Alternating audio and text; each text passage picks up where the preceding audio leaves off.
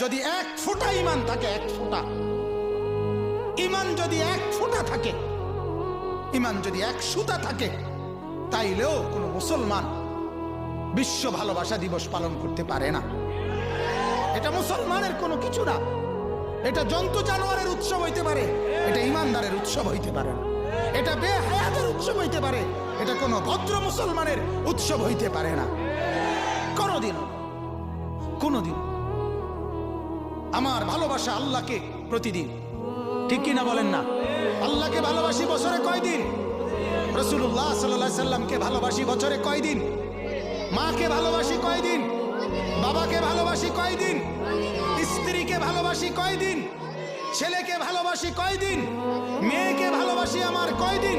আমার ভাইকে ভালোবাসি প্রতিদিন, আমার বোনকে ভালোবাসি প্রতিদিন, আমার দাদা দাদি নানা নানি চাচা মামা ফুফা খালু আত্মীয় স্বজন